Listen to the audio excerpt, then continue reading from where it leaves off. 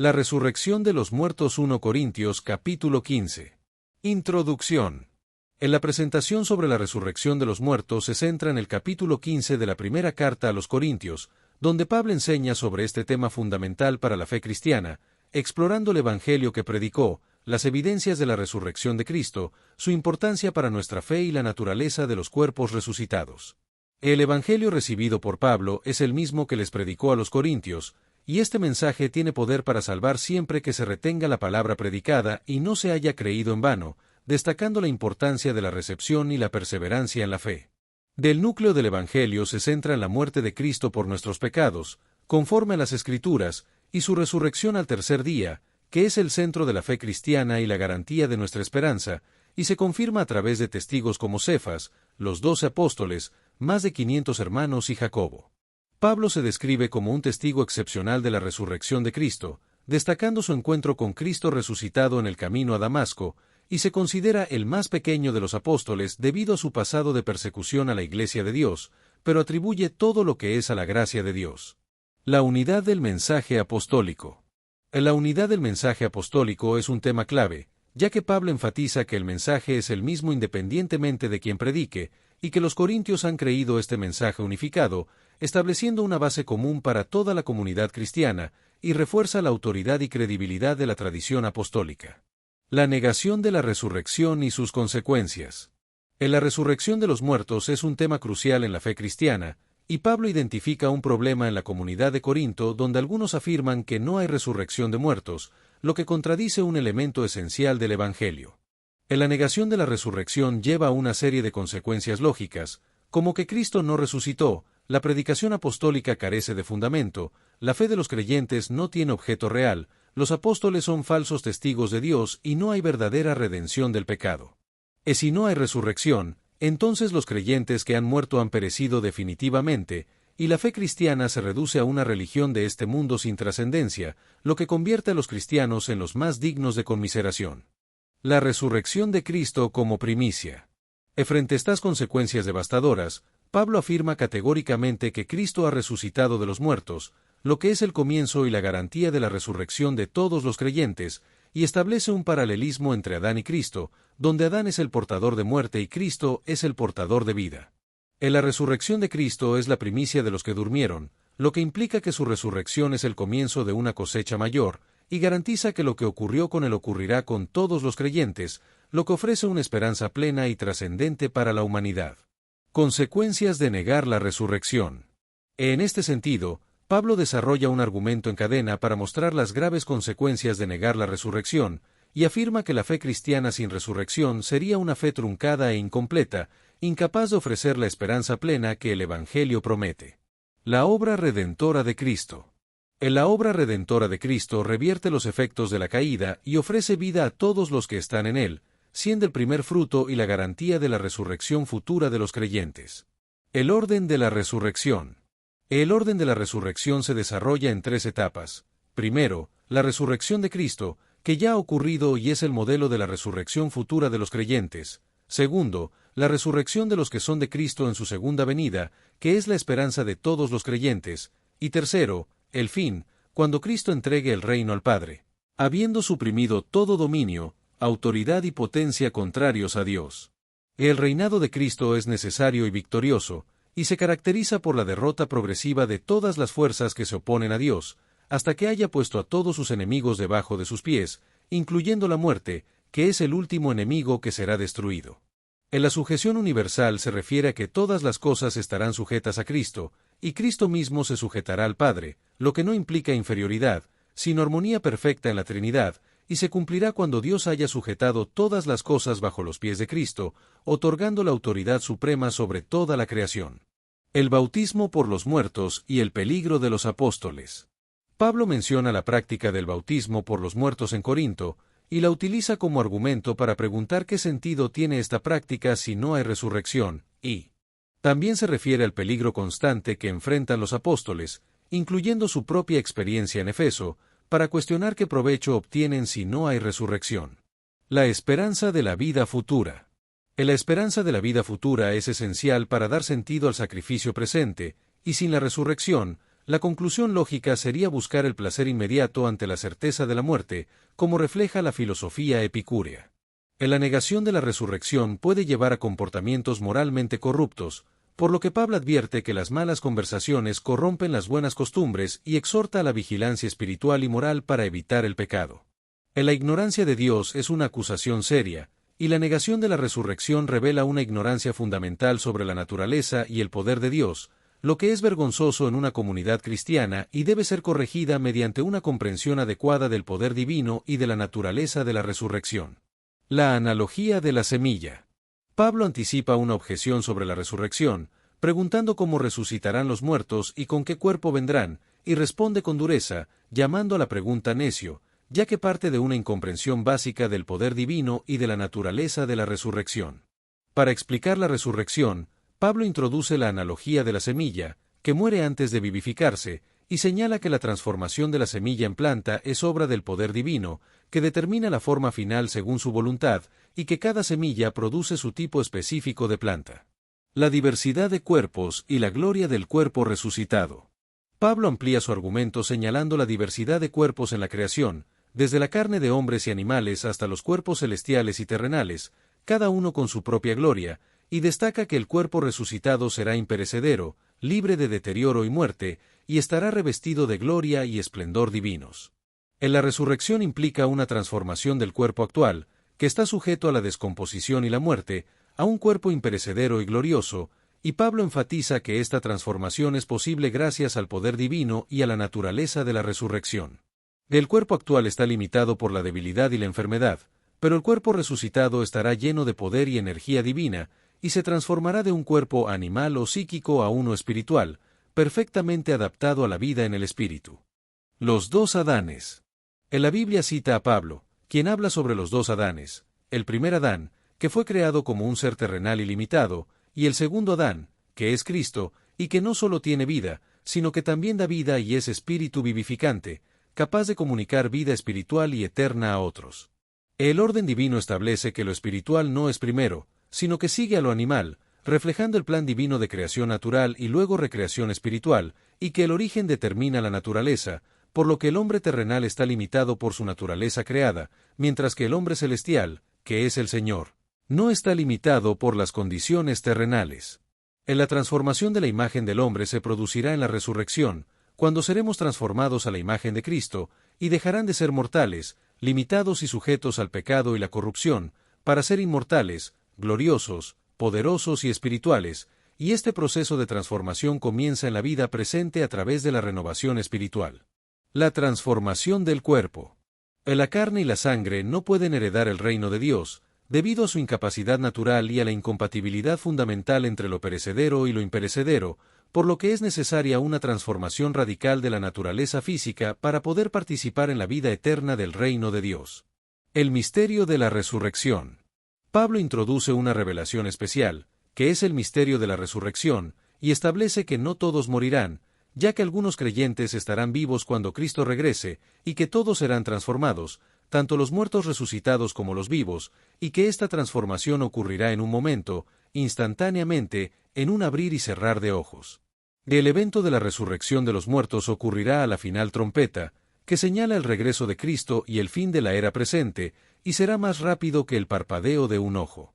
En los eventos de la final trompeta incluirán el sonido de la trompeta que anunciará el regreso de Cristo, la resurrección de los muertos, donde los creyentes que han muerto recibirán cuerpos nuevos inmunes a la corrupción y la muerte, y la transformación de los vivos, donde los creyentes que estén vivos experimentarán una transformación instantánea de sus cuerpos. La transformación es necesaria porque lo corruptible debe vestirse de incorrupción, y lo mortal debe vestirse de inmortalidad, ya que la muerte ya no tendrá poder sobre los cuerpos transformados de los creyentes, y esta transformación no es opcional, sino necesaria para participar en la vida eterna del reino de Dios. El cumplimiento de la profecía. El cumplimiento de la profecía se producirá cuando lo corruptible se haya vestido de incorrupción y lo mortal se haya vestido de inmortalidad, lo que marcará la victoria total sobre la muerte, y Pablo cita una profecía que combina Isaías 25:8 y Oseas 13:14, textos que anticipaban la victoria final sobre la muerte. En la victoria sobre la muerte se celebra en un canto de victoria que los redimidos entonarán cuando la muerte sea finalmente derrotada, y se expresa a través de preguntas retóricas como ¿dónde está, oh muerte, tu aguijón? ¿Y dónde, oh sepulcro, tu victoria?, que destacan el triunfo sobre el poder mortífero de la muerte y el sepulcro. La victoria sobre la muerte. El aguijón de la muerte es el pecado, y el poder del pecado se debe a la ley de Dios, pero Cristo ha roto esta cadena al vencer al pecado, cumplir la ley y derrotar a la muerte, lo que elimina el aguijón que causaba dolor y temor. La muerte ha perdido su poder para los que están en Cristo, y esto se debe a la victoria que Dios nos da a través de nuestro Señor Jesucristo, quien es el instrumento divino para lograr la victoria sobre la muerte a través de su propia muerte y resurrección. Gratitud y perseverancia. La gratitud por esta victoria se dirige hacia Dios, quien nos da la victoria como un don divino, no como un logro humano, y esto debe producir estabilidad y perseverancia en la fe, incluso frente a las dificultades y persecuciones. La certeza de la resurrección debe motivar un servicio cristiano cada vez más abundante y fructífero, y todo lo que se hace por Cristo tiene valor eterno y recibirá su recompensa en la resurrección, como se establece en la frase «Vuestro trabajo en el Señor no es en vano». Resumen del Evangelio y testigos de la resurrección. El Evangelio predicado por Pablo es un mensaje recibido por revelación y transmitido fielmente a los corintios, y tiene poder para salvar a quienes lo retienen fielmente y no creen en vano, ya que se centra en la muerte de Cristo por nuestros pecados, su sepultura y su resurrección al tercer día. La resurrección de Cristo está respaldada por numerosos testigos, incluyendo a Cefas, los 12 apóstoles, más de 500 hermanos, Jacobo, todos los apóstoles y finalmente a Pablo mismo, quien se describe como el último en la lista de testigos y se considera el más pequeño de los apóstoles debido a su pasado de persecución a la Iglesia de Dios. Pablo atribuye todo lo que es a la gracia de Dios, que no ha sido en vano para con él, y su encuentro con Cristo resucitado fue posterior y diferente a los demás, lo que lo lleva a una confesión humilde y un reconocimiento de la gracia divina en su vida. Consecuencias de negar la resurrección. Resumen. La negación de la resurrección de los muertos tiene consecuencias devastadoras, como se resume en varios puntos, incluyendo que Cristo no resucitó, la predicación apostólica carece de fundamento, la fe de los creyentes no tiene objeto real, los apóstoles son falsos testigos de Dios y no hay verdadera redención del pecado. La resurrección de Cristo como garantía. Frente a estas consecuencias, se afirma con contundencia que Cristo ha resucitado de los muertos, y su resurrección es el comienzo y la garantía de la resurrección de todos los creyentes, siendo las primicias de los que durmieron. La resurrección de Cristo garantiza la resurrección futura de todos los que están en él, y se establece una comparación entre los dos Adanes, Adán como portador de muerte y Cristo como portador de vida, donde la obra redentora de Cristo revierte los efectos de la caída y ofrece vida a todos los que están en él. El orden de la resurrección. Resumen. El orden de la resurrección se describe en 3 puntos, comenzando con la resurrección de Cristo, seguido por la resurrección de los que son de Cristo en su venida, y finalmente el cumplimiento definitivo del plan divino cuando Cristo entregue el reino al Padre. El reinado de Cristo se caracteriza por la victoria final, la destrucción de la muerte, el sometimiento de enemigos y el reinado necesario, donde Cristo reinará hasta que haya puesto a todos sus enemigos debajo de sus pies, y su gobierno implica la derrota progresiva de todas las fuerzas que se oponen a Dios. Finalmente, se establece que Dios ha sujetado todas las cosas bajo los pies de Cristo, otorgando la autoridad suprema sobre toda la creación, excepto el Padre, quien es el que sujeta todas las cosas a Cristo. Dios será todo en todos. La resurrección de los muertos es un tema que se desarrolla en torno a la idea de que Dios será todo en todos, y que Cristo se sujetará al Padre para lograr esto, lo que implica una transformación radical de la humanidad. La necesidad de la muerte para la resurrección. La muerte es necesaria para la resurrección, al igual que la semilla debe morir para que la planta pueda crecer, y esta transformación es obra del poder divino que determina la forma final según su voluntad. La naturaleza del cuerpo resucitado. El cuerpo resucitado será radicalmente diferente del cuerpo actual, pasando de corrupción a incorrupción, de deshonra a gloria, de debilidad a poder, y de ser un cuerpo natural a ser un cuerpo espiritual, perfectamente adaptado a la vida en el espíritu. La transformación a la imagen de Cristo. La transformación de la imagen de Adán a la imagen de Cristo es un proceso que comienza en la vida presente a través de la renovación espiritual, pero se completará en la resurrección, cuando los cuerpos sean transformados y los creyentes recibirán cuerpos nuevos, inmunes a la corrupción y la muerte. La transformación de los vivos y los muertos. En la revelación divina dada a Pablo indica que no todos morirán, ya que algunos creyentes estarán vivos cuando Cristo regrese, y que todos serán transformados, tanto los muertos resucitados como los vivos, en un momento instantáneo y completo, señalado por el sonido de la trompeta que anunciará el regreso de Cristo y el inicio de los eventos escatológicos finales.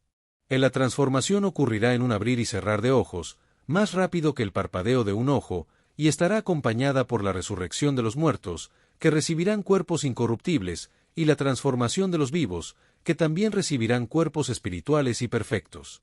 La transformación de los vivos será experimentada por los creyentes que estén vivos en el momento de la resurrección, y consistirá en una transformación instantánea de sus cuerpos, que deben ser revestidos de incorruptibilidad y mortalidad debe ser reemplazada por inmortalidad.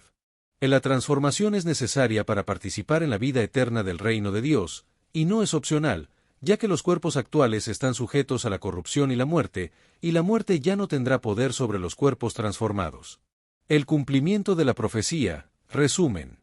La profecía citada por Pablo, sorbida es la muerte en victoria, se cumplirá cuando los cuerpos corruptibles se hayan vestido de incorruptibilidad y los mortales se hayan vestido de inmortalidad, lo que marcará el cumplimiento definitivo de las antiguas promesas.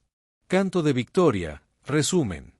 La resurrección será celebrada con un canto de victoria, en el que se preguntará retóricamente ¿dónde está, oh muerte, tu aguijón? ¿Y dónde, oh sepulcro, tu victoria? Expresando el triunfo sobre el poder mortífero de la muerte. Del aguijón de la muerte es el pecado, y el poder del pecado es la ley, pero Cristo ha roto esta cadena al vencer al pecado, cumplir la ley y derrotar a la muerte. Gratitud y servicio. Resumen. La gratitud por la victoria se dirige a Dios, quien nos da la victoria por medio de nuestro Señor Jesucristo, y esta victoria debe producir estabilidad y perseverancia en la fe, así como un servicio cristiano cada vez más abundante y fructífero. Consuelo y esperanza en la resurrección. La doctrina de la resurrección ofrece consuelo real frente a la muerte, y debe motivar a los creyentes a vivir con esperanza y a crecer en la obra del Señor, sabiendo que su trabajo en el Señor no es en vano y que recibirá su recompensa en la resurrección. La resurrección de los muertos es un tema que proporciona esperanza y consuelo a los creyentes, ya que no se despiden para siempre de sus seres queridos en Cristo, sino que se dicen hasta luego porque saben que se reunirán de nuevo en la eternidad. La resurrección garantiza que el dolor actual no tendrá la última palabra, y que los sufrimientos presentes son leves y momentáneos comparados con la gloria eterna, lo que permite a los creyentes mantenerse firmes frente a la persecución y la amenaza de muerte por la fe. Motivación para la vida cristiana. La doctrina de la resurrección transforma la perspectiva sobre la vida presente, motivando a los creyentes a vivir con propósito, servir abundantemente en la obra del Señor y priorizar lo que tiene valor duradero, ya que saben que su trabajo no es en vano. La resurrección proporciona un fundamento sólido para la ética cristiana, ya que si hay resurrección, las decisiones morales tienen consecuencias eternas, y los creyentes deben rendir cuentas a Dios por sus acciones, lo que los motiva a vivir con integridad y buscar agradar a Dios en todo. La certeza de la resurrección implica que los creyentes deben ir conformándose a la imagen de Cristo en su carácter y conducta, y que la transformación final de sus cuerpos ocurrirá en la resurrección, lo que es un evento central de la historia humana que garantiza la redención y la victoria final sobre la muerte. La resurrección de Cristo es un hecho histórico, atestiguado por numerosos testigos, y es la prueba de que su sacrificio por los pecados de los creyentes fue aceptado por Dios, lo que motiva a los creyentes a vivir con firmeza, abundancia y propósito, y a buscar agradar a Dios en todo. La resurrección de todos los creyentes marcará la culminación del plan divino de redención, y será la victoria final sobre la muerte y el cumplimiento definitivo del plan redentor de Dios, lo que da a los creyentes una perspectiva de valor eterno y los motiva a vivir con fidelidad y servicio a Cristo y su palabra. Destellos, disfruta la vida, mantente bella por dentro y por fuera y nutre una mente sana. Corazón brillante hierba. Si te gustó este video, suscríbete para recibir más contenido como este, o no olvides suscribirte para no perderte ningún video. Salud y vida @lavida 2025. Isaías 65 Reina Valera 1909. 1. Fui buscado de los que no preguntaban por mí, fui hallado de los que no me buscaban, dije a gente que no invocaba mi nombre, heme aquí, heme aquí.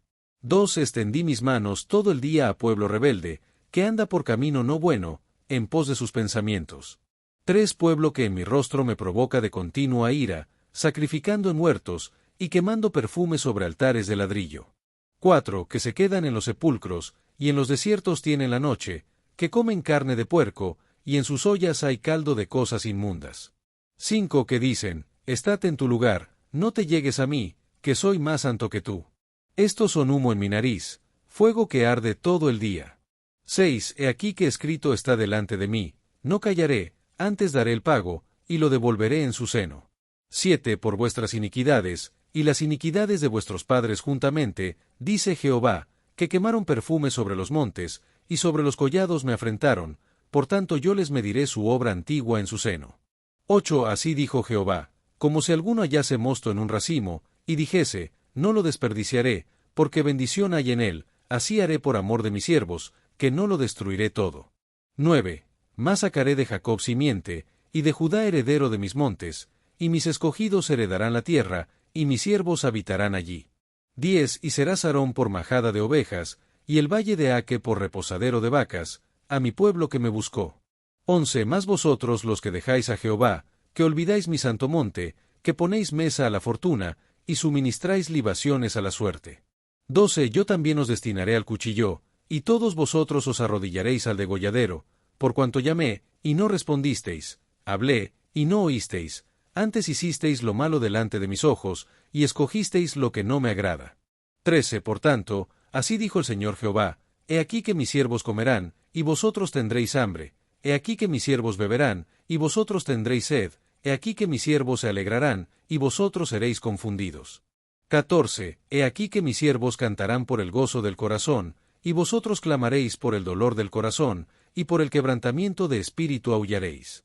15. Y dejaréis vuestro nombre por maldición a mis escogidos, y el Señor Jehová te matará, y a sus siervos llamará por otro nombre.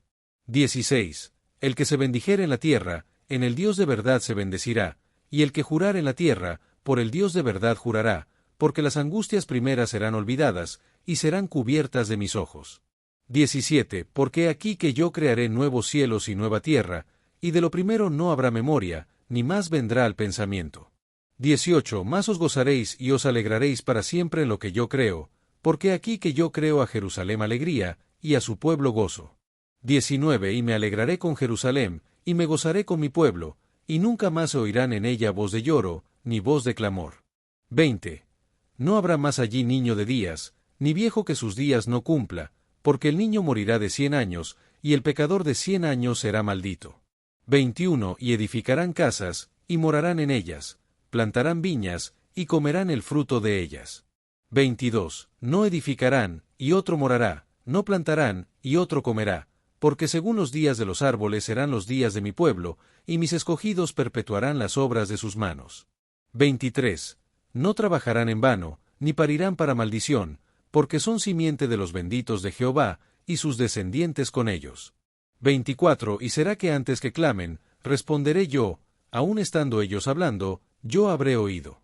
25. El lobo y el cordero serán apacentados juntos, y el león comerá paja como el buey, y a la serpiente el polvo será su comida. No afligirán, ni harán mal en todo mi santo monte, dijo Jehová. Isaías 65 Reina Valera 1909. 1. Fui buscado de los que no preguntaban por mí, fui hallado de los que no me buscaban, dije a gente que no invocaba mi nombre, heme aquí, heme aquí. 2. Extendí mis manos todo el día a pueblo rebelde, que anda por camino no bueno, en pos de sus pensamientos. 3. Pueblo que en mi rostro me provoca de continua ira, sacrificando en huertos, y quemando perfume sobre altares de ladrillo. 4. Que se quedan en los sepulcros, y en los desiertos tienen la noche, que comen carne de puerco, y en sus ollas hay caldo de cosas inmundas. 5. Que dicen, estate en tu lugar, no te llegues a mí, que soy más santo que tú. Estos son humo en mi nariz, fuego que arde todo el día. 6. He aquí que escrito está delante de mí, no callaré, antes daré el pago, y lo devolveré en su seno. 7. Por vuestras iniquidades, y las iniquidades de vuestros padres juntamente, dice Jehová, que quemaron perfume sobre los montes, y sobre los collados me afrentaron, por tanto yo les mediré su obra antigua en su seno. 8. Así dijo Jehová, como si alguno hallase mosto en un racimo, y dijese, no lo desperdiciaré, porque bendición hay en él, así haré por amor de mis siervos, que no lo destruiré todo. 9. Mas sacaré de Jacob simiente, y de Judá heredero de mis montes, y mis escogidos heredarán la tierra, y mis siervos habitarán allí. 10 Y será Sarón por majada de ovejas, y el valle de Aque por reposadero de vacas, a mi pueblo que me buscó.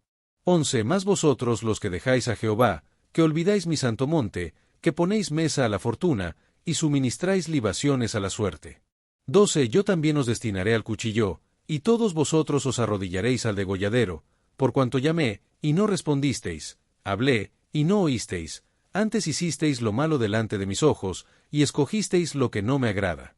13 Por tanto, así dijo el Señor Jehová, he aquí que mis siervos comerán, y vosotros tendréis hambre, he aquí que mis siervos beberán, y vosotros tendréis sed, he aquí que mis siervos se alegrarán, y vosotros seréis confundidos. 14 He aquí que mis siervos cantarán por el gozo del corazón, y vosotros clamaréis por el dolor del corazón, y por el quebrantamiento de espíritu aullaréis. 15 Y dejaréis vuestro nombre por maldición a mis escogidos, y el Señor Jehová te matará, y a sus siervos llamará por otro nombre. 16 El que se bendijere en la tierra, en el Dios de verdad se bendecirá, y el que jurar en la tierra, por el Dios de verdad jurará, porque las angustias primeras serán olvidadas, y serán cubiertas de mis ojos. 17 Porque aquí que yo crearé nuevos cielos y nueva tierra, y de lo primero no habrá memoria, ni más vendrá al pensamiento. 18 Más os gozaréis y os alegraréis para siempre en lo que yo creo, porque aquí que yo creo a Jerusalén alegría, y a su pueblo gozo. 19 Y me alegraré con Jerusalén, y me gozaré con mi pueblo, y nunca más se oirán en ella voz de lloro, ni voz de clamor. 20 No habrá más allí niño de días, ni viejo que sus días no cumpla, porque el niño morirá de 100 años, y el pecador de 100 años será maldito. 21 Y edificarán casas, y morarán en ellas, plantarán viñas, y comerán el fruto de ellas. 22 No edificarán, y otro morará, no plantarán, y otro comerá, porque según los días de los árboles serán los días de mi pueblo, y mis escogidos perpetuarán las obras de sus manos. 23 No trabajarán en vano, ni parirán para maldición, porque son simiente de los benditos de Jehová, y sus descendientes con ellos. 24 Y será que antes que clamen, responderé yo, aun estando ellos hablando, yo habré oído. 25 El lobo y el cordero serán apacentados juntos, y el león comerá paja como el buey, y a la serpiente el polvo será su comida. No afligirán, ni harán mal en todo mi santo monte, dijo Jehová. Te matará, y a sus siervos llamará por otro nombre. 16 El que se bendijere en la tierra, en el Dios de verdad se bendecirá, y el que jurar en la tierra, por el Dios de verdad jurará, porque las angustias primeras serán olvidadas, y serán cubiertas de mis ojos. 17 Porque aquí que yo crearé nuevos cielos y nueva tierra, y de lo primero no habrá memoria, ni más vendrá al pensamiento. 18 Más os gozaréis y os alegraréis para siempre en lo que yo creo, porque aquí que yo creo a Jerusalén alegría, y a su pueblo gozo. 19 Y me alegraré con Jerusalén, y me gozaré con mi pueblo, y nunca más se oirán en ella voz de lloro, ni voz de clamor. 20 No habrá más allí niño de días, ni viejo que sus días no cumpla, porque el niño morirá de 100 años, y el pecador de 100 años será maldito. 21 Y edificarán casas, y morarán en ellas, plantarán viñas, y comerán el fruto de ellas. 22 No edificarán, y otro morará, no plantarán, y otro comerá, porque según los días de los árboles serán los días de mi pueblo, y mis escogidos perpetuarán las obras de sus manos. 23 No trabajarán en vano, ni parirán para maldición, porque son simiente de los benditos de Jehová, y sus descendientes con ellos. 24 Y será que antes que clamen, responderé yo, aun estando ellos hablando, yo habré oído. 25 El lobo y el cordero serán apacentados juntos, y el león comerá paja como el buey, y a la serpiente el polvo será su comida. No afligirán, ni harán mal en todo mi santo monte, dijo Jehová.